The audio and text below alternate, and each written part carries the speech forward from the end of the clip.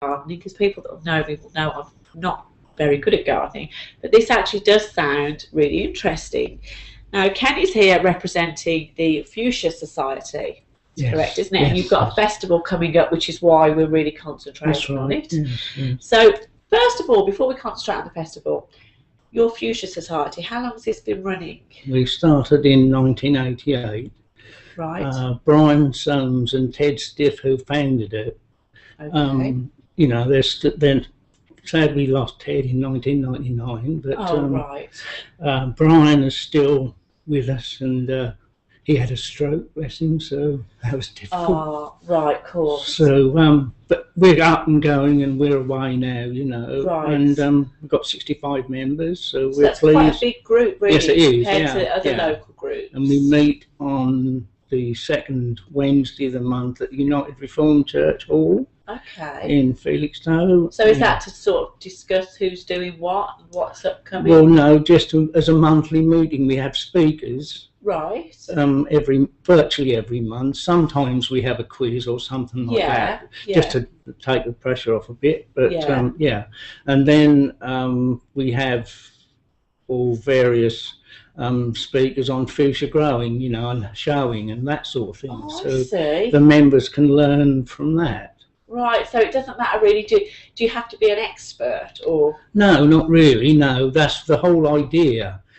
I'm happier when younger people come in and you can explain to them what to do, you know, and how to go about it. Yeah, you know, because a lot of people wouldn't know what to do, you know, like taking cuttings and stuff like that. Right, yeah. And we also have visits to fuchsia nurseries once a year, so that if anybody has lost plants over the winter, they can then buy new plants to go for this year.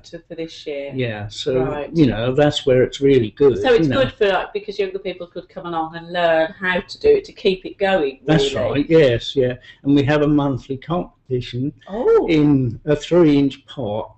Right. So start with a 3-inch pot, and then you go on to a 4, 5, 6.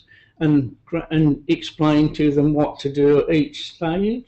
I see. So they learn as we go along. Yeah, how you care for your plant, what you look for, how you take cuttings off your plant, and all this sort of thing. So they do learn quite a lot. Really, they would learn quite a lot. Yeah. I mean, that'd be quite interesting. Is that anybody considered going into schools and showing? We have done in the past. Yeah, we don't quite so much now, but there is an art competition which the schools are all invited to take part in. Orwell, Colneys, and the one near to the co-op garage. Oh, Fairfield. Fairfield, yes. They all took part this year. Oh, lovely. So we had to have an evening judging the art competition. And also this year, for the first time, we had a adult or anybody that artistic, you know, to do a proper painting of fuchsia and collage or anything like that. And that was judged last night at our committee meeting. I see. And then the winner was rang and said, you know, this is one. Oh, that's nice. And she was over. Was she? Yeah. Yeah. So there's quite a bit that goes on. Oh, there is. Yeah. Within it. And I suppose the members all use each other to help. Oh, yeah, that is the whole idea. Yeah. That is the whole idea of it, really. The more you can help each other, the better it is. And with fuchsias, and excuse me for a bit, not it's all right. Is there sort of just one strain of fuchsia? No. Oh, there's lots. No, there's hardy ones, which a hardy one is one that's been tested in this country to grow for 5 years. I see. And come back every year and flowered in various parts of the country. So they test them. They test them. Right. And then the BFS, British Fuchsia Society, will then say that can go on their hardy list after that's been well tested. Okay. And then there's Encleandra, which are very small bloomed fuchsia. Yes, yeah.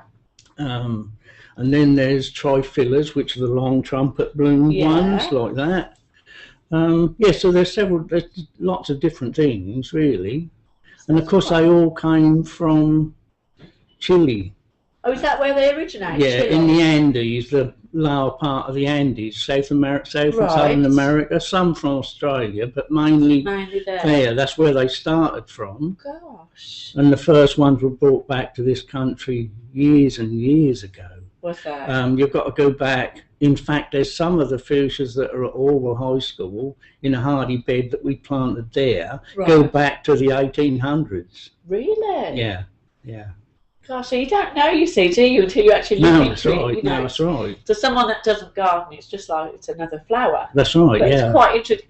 Do they do this thing? I know I've seen with roses where I don't know how they do it, but they're making all these different colours and mixed That's right. colours. Yes. Is yeah. that done as well? That is what we call in the fuchsia world hybridising. Right. And Okay. hybridising is when you get two fuchsias and you take just keep the male organ on one and the female on the other one, and you use a method like RAPT or something just to fertilise one from the other. And that's what And causes then this. you cover it up so the bees can't pollinate it or do anything with it. Oh, And then you right. plant the seed, and then you Ah. might find, and when that grows, that could be anything. You just don't know what is going to So come. that's how they do the new. That's how they do the new versions, you know, and there's new Right. ones coming out every year. Yeah. There's hybridisers all over the country, really. Well, I've learned something there because I always wondered Yeah. how they do that. That's how they come. That's where they come from. And they all come from Right.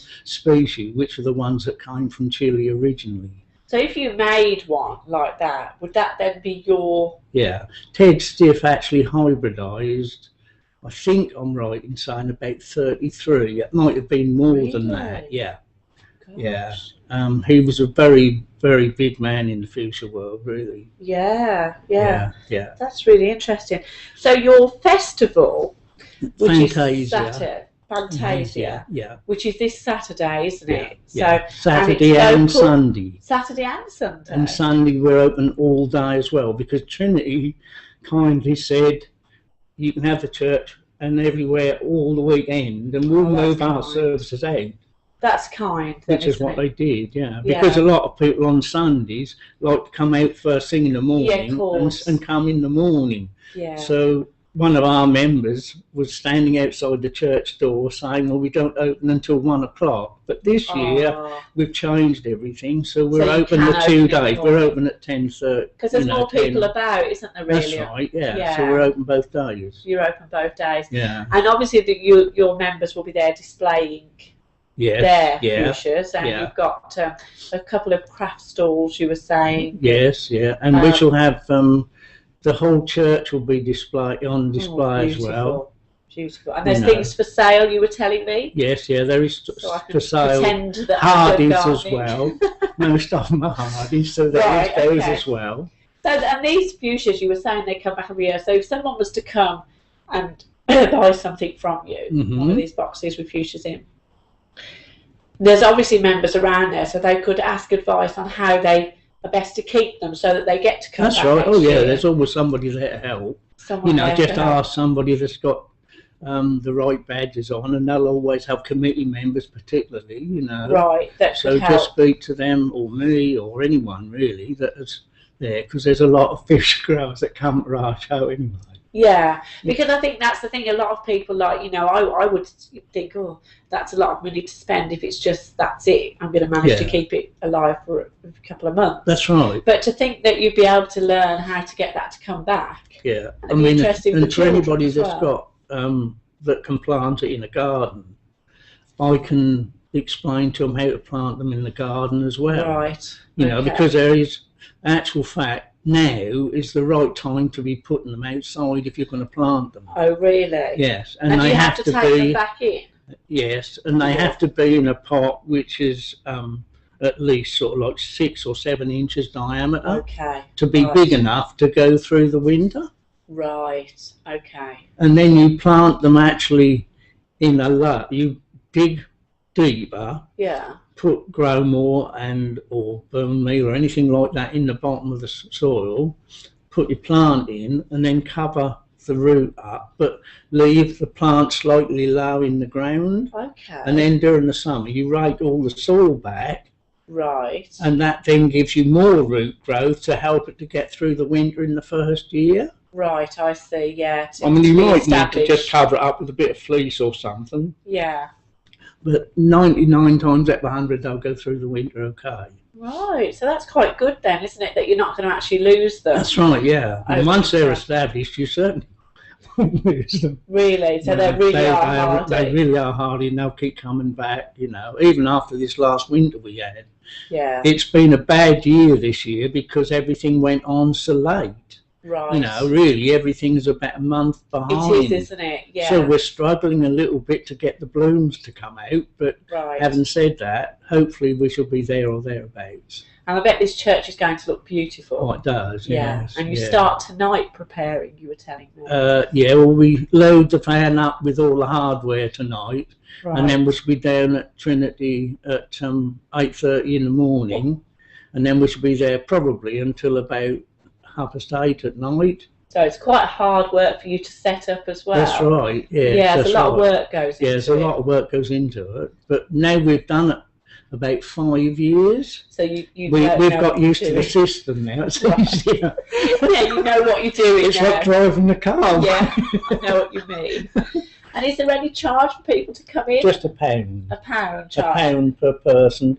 Wheelchair users, we allow the wheelchair person in free and one carer. Oh, well, that's very good. So, right, okay. we do, although sometimes we do, they come a lot of people all together and think the whole family are going to come in. Oh, right. And you can't really do that. You've got to cover yourself. Because the society has got to, the costs of preparing it. That's right, And your meetings you do and your newsletters you do. That's right, that's it. The general running of the society. Really. What about if anybody out there was interested in joining the society? We've got a membership table there. Right. There'll be somebody there to advise if you want to join. We're there to help.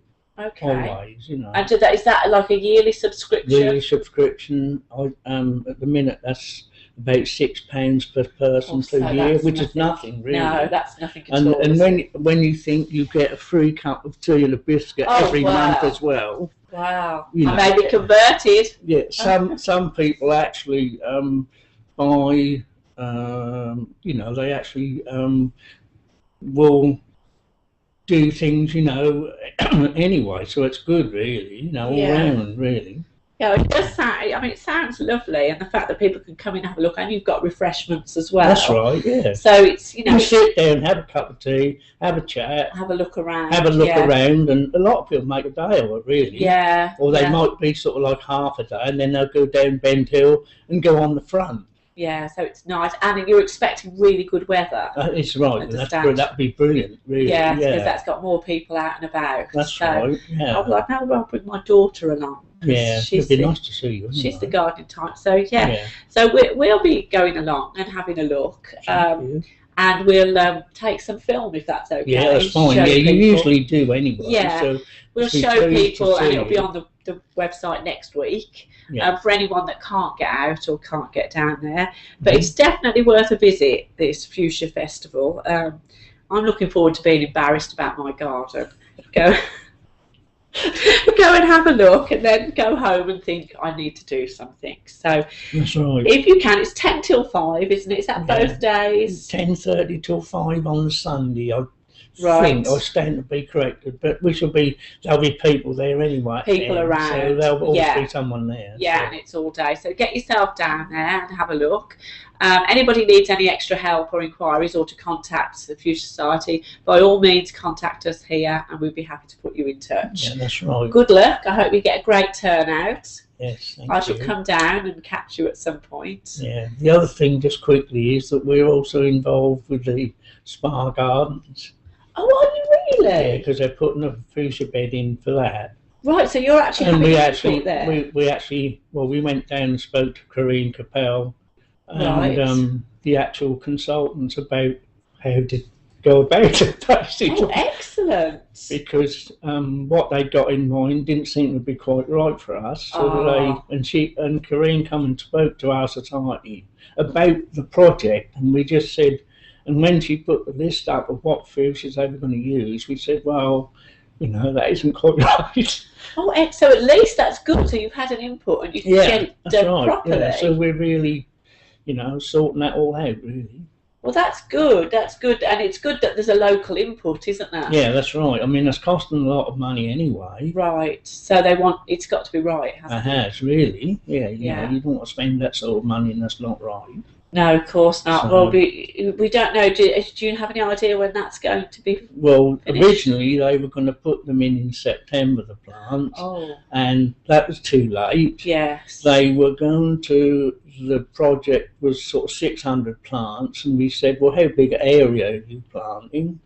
And they said, well, the bed's so-and-so and so-and-so. And we said, well, that's far too many plants, so they're going to be too small, Overcrowded. be overcrowded, so that's not right. So in the end, we had a meeting down there with 3 of the members Yes. who are good growers and spoke to them about it, and they're going to come back to us next year when they plant it in June, because That's much the better project now. should be finished, I think, in September this year, Okay. but they're going to leave the fuchsia beds until we can, you know, till the plants are available. Right, and you're happy for them. Yeah, and that's what we also told them, where they could get them from as well, at the right size and price Right. and all the rest of it. So Oh, so that's really we put our helpful. input, yeah. That's really good. That's good to know that there's a local input and that they're listening.